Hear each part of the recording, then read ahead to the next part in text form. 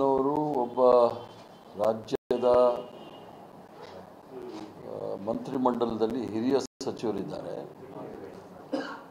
ಮತ್ತು ಸುಮಾರು ವರ್ಷಗಳಿಂದ ರಾಜಕೀಯ ಜೀವನದಲ್ಲಿ ಇರ್ತಕ್ಕಂಥವರು, ಅದರಲ್ಲೂ ಸಹ ದುರ್ಬಲ ವರ್ಗದವರು, ಅದರಲ್ಲೂ ಸಹ ದಲಿತರ ಪರ ಸಕ್ರಿಯವಾಗಿ ಒಂದು ರೀತಿ ಆಕ್ಟಿವಿಸ್ಟ್ ಆಗಿದ್ದಂಥವರು.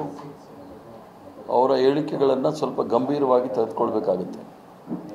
ಆದ್ದರಿಂದ ಅವರು ಮೊದಲಿಂದನೂ ಹೇಳ್ತಾ ಇದ್ದರು, ವೋಟ್ ನಮ್ಮದು, ರಾಜ್ಯಭಾರ ನಿಮ್ಮದು ಅಂತ.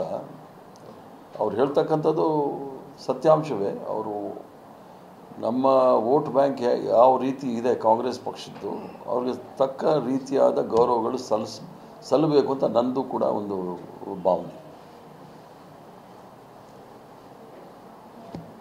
ಕಾಂಗ್ರೆಸ್ಗೆ ಮುಂದೆ ಅವಕಾಶ ಇದೆ, ಇದು ಬದಲಾವಣೆಯ ವಿಚಾರ ಬಂದಾಗ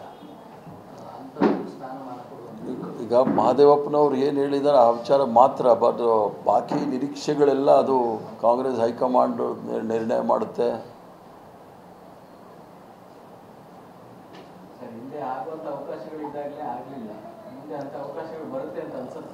ಇಡೀ ರಾಷ್ಟ್ರದಲ್ಲಿ ಅಷ್ಟು ಸುಲಭವಾದ ವಿಚಾರ ಅಲ್ಲ. ದಲಿತ ವರ್ಗದವರು ಅಥವಾ ಅಲ್ಪಸಂಖ್ಯಾತರು ಮುಖ್ಯಮಂತ್ರಿಗಳು ಮಂತ್ರಿಗಳಾಗಬೇಕಂದ್ರೆ ಭಾಳಷ್ಟು ಹರಸಾಹಸ ಮಾಡಬೇಕಾಗುತ್ತೆ. ಆದರೆ ಕರ್ನಾಟಕ ರಾಜ್ಯದಲ್ಲಿ ಒಂದು ಪ್ರಗತಿಪರವಾದ ರಾಜ್ಯ, ಬಸವಣ್ಣನವರನ್ನು ನಾವು ಸಾಂಸ್ಕೃತಿಕ ನಾಯಕನಾಗಿ ಮಾಡಿರ್ತಕ್ಕಂಥ ರಾಜ್ಯದಲ್ಲಿ ಅವಕಾಶಗಳು ಹೆಚ್ಚಿದೆ ಅಂಥೇಳಿ, ಅದರಲ್ಲೂ ಸಹ ದಲಿತ ಸಮುದಾಯದಲ್ಲಿ ಒಂದು ಆಶಾಭಾವನೆ ಇದೆ. ಕಳೆದ ವಿಧಾನಸಭಾ ಚುನಾವಣೆ